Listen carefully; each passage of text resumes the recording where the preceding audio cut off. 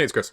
So, in case you didn't hear, Steamforge just announced today a little bit more about the other thing on the horizon. The thing that is getting compared to an awful lot that no one knew about, Monster Hunter the board game. The great, massive IP from Capcom. Now, they've announced it that the Kickstarter campaign is going to be in April. So, no overlap with Primal. A good almost probably 2.5 months between when Primal ends and Monster Hunter begins. So, good news is, if you're unconvinced on Primal and you want something to compare it to, the Pledge Manager is probably / definitely going to still be open when Monster Hunter comes up for campaign. So if you're unsure right now, $1 pledge, you're only losing the $10 early backer difference on Primal, and wait and see. On the other hand, there are some glimpses and some pictures so that you get a little bit of a feeling of what this is going to be. And let's take a look. I'll give you some of my thoughts. I'll give you some of my concerns. And as soon as we have more information, we'll talk about it more. Let's take a look. Okay, so let's take a look here. So you can see here on the Steamforge Games website, you can see the initial renders. They have announced that this game is going to be launching in April on Kickstarter. So, what is that? Almost about 6 months after the previous Bardsung campaign. Now we've got some renders and miniatures. Let's be very clear. Miniatures have never been the issue on a Steamforge game campaign. But let's talk about what we've got going on here. Now, you start off in the jungles of the ancient forest. And it says, or the fetid swamps of the Wildspire Waste. Now, which is interesting, and you're searching for a monster that is not easily found initially. You are actually having to search for the monster. It is not like Primal where the monster is just there for you. And you're going to be using this node-based system that we'll see in a second down here at the bottom to find the monster. There's going to be markings, there's going to be trail, there's going to be scrapings that you're going to be trying to find. There's going to be plant and animal life that you're going to be able to get resources from to help you. And you're going to be using this node system in the attack system, sort of a la like they did in Dark Souls. Now, the interesting thing is, and this is where it's not very clear, they mentioned at the top there that you may start with either one of these, but the entry-level pledge, which I looked at this for the first time, and I thought this was the core pledge, and I was like, oh, $70, that's a nice core pledge intro. Whoa, wait a second, that's the entry pledge. Entry pledge, folks. Don't get confused here. That is the one box. I'm always glad how they include the rulebook.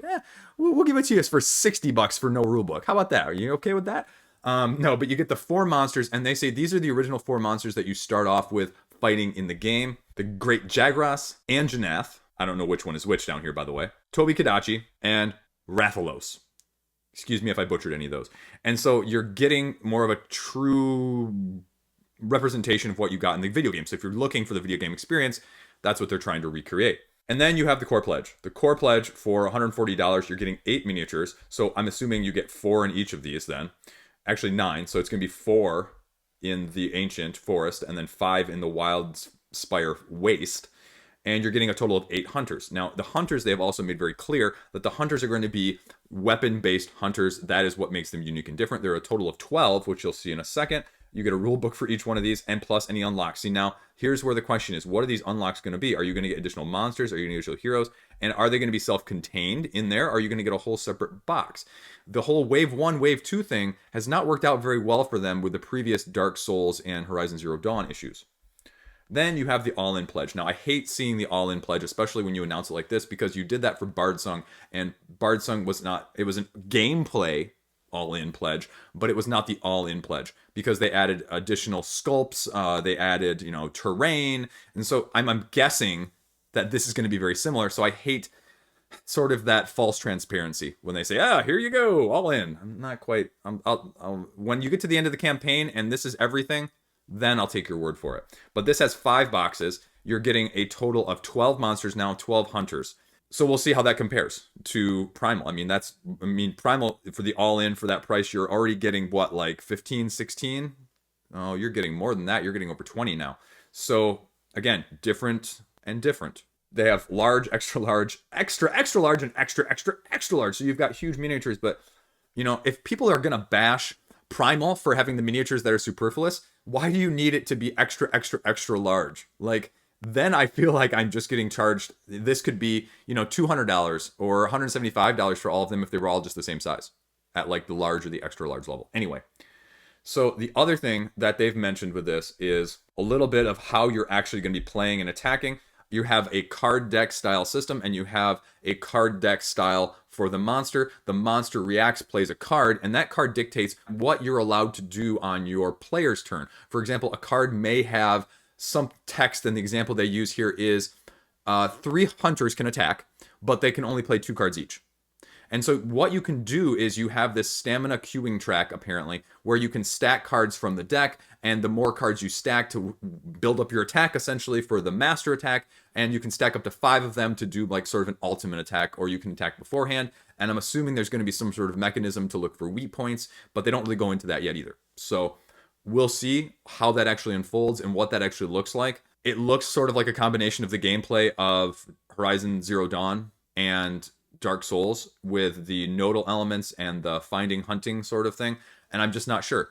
Neither of those were thought very highly of in terms of critical acclaim in terms of their gameplay, so a combination of those two doesn't excite me personally, and so I guess I'm feeling a little bit slightly better about my Primal pledge because I really like the gameplay of Primal and how it compares more to the other things out there rather than more of an abstract nodal system I'm not completely familiar with. And I'm not saying it's going to be a bad system. I just the unknown versus the known at this point. And then again, with this all-in pledge, what are they going to do? Is this going to be another wave 1, wave 2 thing where the wave 2 ends up getting super delayed like with Dark Souls or Horizon Zero Dawn?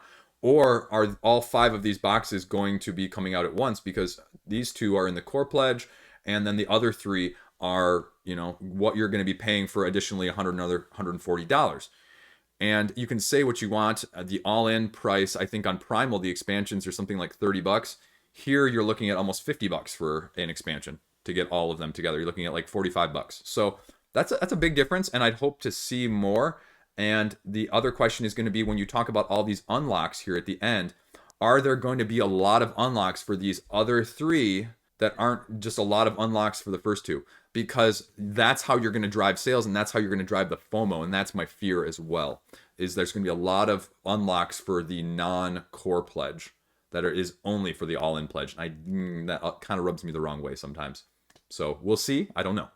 So there you go. That is the early news on what we know about Monster Hunter World, the board game. Does that make you more excited? Does that make you less excited? Are you going to be going towards Primal now or not going towards Primal now within the last 24 to 36 hours now that we have a little information? Personally, I guess if I was Steamforged Games at this point, I would have held off any information until Primal ended.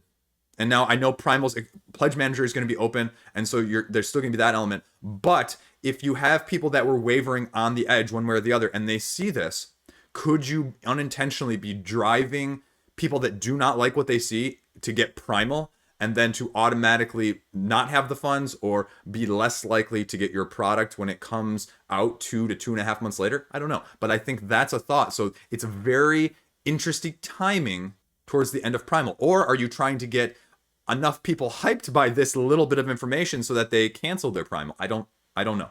I'm not a marketing genius, but those are my thoughts. So let me know what you think. Like I said, more excited, less excited, neutral, looking at Senko cushion instead. I don't know.